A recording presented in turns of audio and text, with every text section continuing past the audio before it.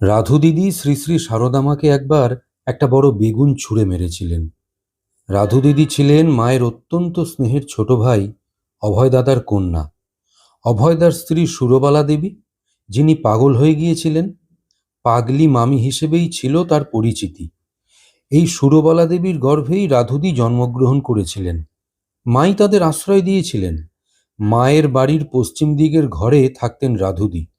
নানাভাবে মাকে কষ্ট দিতেন, এমনকি গালিগালাজ করতেও দ্বিধা করতেন না।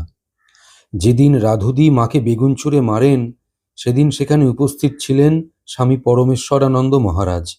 তিনি বলছেন, আমি এটা সহ্য করতে না পেরে একটা লাঠি নিয়ে রাধুকে মারতে গেলাম। মাও বলে উঠলেন, ওকে ভয় দেখাও তো, কাউকে ভয় করে না। রাধু ভয় পেয়ে যাওয়ায় আমি লাঠিটা নামিয়ে রাখলাম। এই ঘটনাটিকে আরও বিস্তারিতভাবে বলেছেন স্বামী ঈশানানন্দ মহারাজ। মহারাজ লিখছেন, 6 মাস হলো রাধুর সন্তান হয়েছে, কিন্তু দুর্বলতার কারণে সে উঠে দাঁড়াতে পারে না, বসে বসেই চলাফেরা করে। আবার খুব আফিম খাওয়া অভ্যাস করে ফেলেছে। ইদানিং মায়ের শরীরটাও ভালো যাচ্ছে না, মাঝে মাঝেই জ্বর হচ্ছে। তিনি রাধুর আফিম খাওয়াটা একটু কমাতে চেষ্টা করছেন। এটা নিয়ে রাধু সবসময় খুব জিদ করে।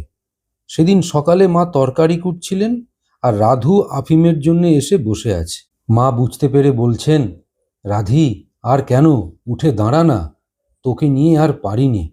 তোর জন্যে আমার ধর্মকর্ম সব গেল, এত খরচপত্র কোথা থেকে জোগাই বলতো। এরকম মৃদু রোষবাক্য বলায় রাধু রেগে গিয়ে সামনের চুবড়ি থেকে একটা বড় বেগুন নিয়ে মায়ের পিঠে জোরে ছুঁড়ে মারল। ঘুম করে একটা শব্দ হতেই দেখি মা পিঠটা বেঁকিয়ে উঠেছেন। সঙ্গে সঙ্গে সেই স্থানটি ফুলে উঠল। মা ঠাকুরের দিকে চেয়ে জোর হাতে বলছেন, ঠাকুর, ওর অপরাধ নিও না, ও অবোধ। তারপরেই মা নিজের পায়ের ধুলো নিয়ে রাধুর মাথায় দিচ্ছেন আর বলছেন, রাধি, এ শরীরকে ঠাকুর কোনোদিন একটা শাসন বাক্য বলেননি, আর তুই এত কষ্ট দিচ্ছিস। তুই কি বুঝবি আমার স্থান কোথায়? তোদের নিয়ে পড়ে আছি বলে তোরা কি মনে করিস বল দেখি। রাধু তখন কেঁদে ফেলল। অপরাধের জন্য শাসন বা শাস্তির পরিবর্তে ক্ষমারূপা আমাদের শ্রী শ্রী মা রাধুকে আশীর্বাদ দানই করে দিলেন।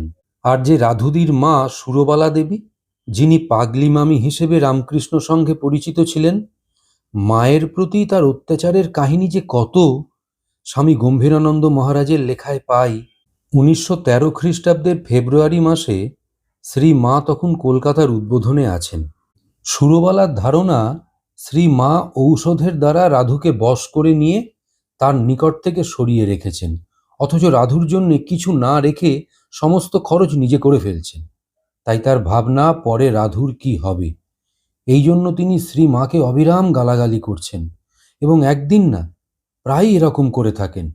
একদিন রাত্রে খাওয়া দাওয়ার পর এরকম গালাগালিতে উত্ত্যক্ত হয়ে শ্রীমা বলছেন, তুই আমাকে সামান্য লোক মনে করিসনি?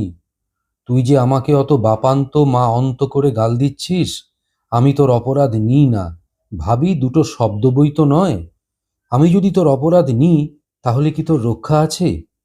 আমি যে কদিন বেঁচে আছি তোরই ভালো, তোর মেয়ে তোরই হবে। যে কদিন মানুষ না হয় সে কদিনই আমি, নতুবা আমার কি মায়া, এক্ষুনি কেটে দিতে পারি। কর্পূরের মতন কবে একদিন উবে যাব, টেরও পাবিনি। পাগলির সুর তখন বদলে গেছে।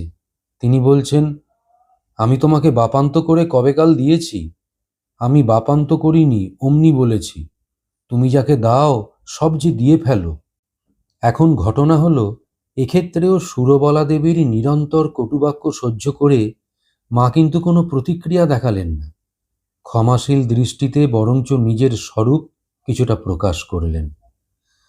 আর সারদা মায়ের কথা উঠলে পাশাপাশি চলে আসে মায়ের অন্যতম প্রিয় সখী গোলাপ মায়ের কথা। কিন্তু একবার এই গোলাপ মায়ের একটি কৃতকর্মকেও শ্রী শ্রী মা কেমন ক্ষমাসুন্দর দৃষ্টিতে দেখেছিলেন, এবার সেই ঘটনাটি আপনাদের বলবো। ঘটনাটির সাথে জড়িয়ে আছেন আমাদের ঠাকুর রামকৃষ্ণদেব। দক্ষিণেশ্বরে ঠাকুর যখন অসুস্থ ছিলেন, তখন শ্রী শ্রী মাই তার সেবা করতেন। কিন্তু ঠাকুরের রোগটি যখন ক্যান্সার বলে নির্দিষ্ট হলো, তখন ত্যাগী সন্তানেরা এবং গৃহী ভক্তেরা পরামর্শ করে চিকিৎসার জন্যে ঠাকুরকে কলকাতায় নিয়ে গেলেন। এই অবস্থায় প্রথম দিকে সারদা মা দক্ষিণেশ্বরেই রয়ে গেলেন। সে সময় গোলাপ মা একদিন যোগেন মাকে কথায় কথায় বলেছিলেন, দেখ যোগেন, ঠাকুর বোধহয় মায়ের ওপর রাগ করে চলে গেছেন। যোগেন মা আবার ওই কথাটা শ্রী শ্রী মাকে বলেন। শ্রী শ্রী মা তখন গাড়ি করে কলকাতায় গিয়ে কাঁদতে কাঁদতে ঠাকুর শ্রী রামকৃষ্ণকে বলেন, তুমি নাকি আমার ওপর রাগ করে চলে এসেছ? ঠাকুর বললেন, না, কে তোমায় কথা বলেছে? উত্তরে ঠাকুরকে শ্রী শ্রী মা বললেন, গোলাপ বলেছে। একথা শুনে ঠাকুর রেগে গিয়ে বললেন, হ্যাঁ, সে এমন কথা বলে তোমায় কাঁদিয়েছে? সে জানে না তুমি কে? গোলাপ কোথায়? আসুক না। মা তখন শান্ত হয়ে দক্ষিণেশ্বরে চলে এলেন। পরে গোলাপ মা ঠাকুর শ্রী রামকৃষ্ণদেবের কাছে এলে ঠাকুর তাকে খুব ভর্ৎসনা করে বলেন, তুমি ওই কথা বলে ওকে কাঁদিয়েছ? জানো না ও কে? এক্ষুনি গিয়ে তার কাছে ক্ষমা চাওগে। গোলাপ মা তখনই হেঁটে দক্ষিণেশ্বরে গিয়ে শ্রী শ্রী মায়ের কাছে কাঁদতে কাঁদতে বলেন, মা, ঠাকুর আমার ওপর ভয়ানক রাগ করেছেন, আমি না বুঝতে পেরে অমন কথা বলেছি। শ্রী শ্রী মা তখন কোনো কথা না বলে খালি হেসে ও গোলাপ, ও গোলাপ বলে পিঠে 3টি চাপড় দিতেই গোলাপ মার সব দুঃখ যেন কোথায় চলে গেল। তার মন তখন শান্ত হলো। এই ঘটনাটি গোলাপ মাই শ্রীমতী সরলাবালা সরকারকে বলেছিলেন। এই ঘটনা থেকে বুঝতে পারা যায় শ্রী শ্রী মা কত সহজে দুঃখ ও অভিমানকে দূর করে দিয়ে হাসি মুখে অপরাধ মার্জনা করে দিতে পারতেন।